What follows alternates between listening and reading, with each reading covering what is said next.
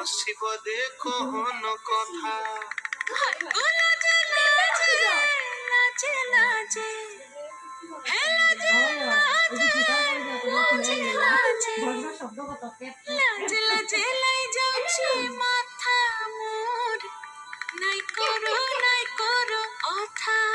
আরে মিত্র ভানু বন্তিয়ার কথায় প্রভুদত্ত প্রধান করিল সুর।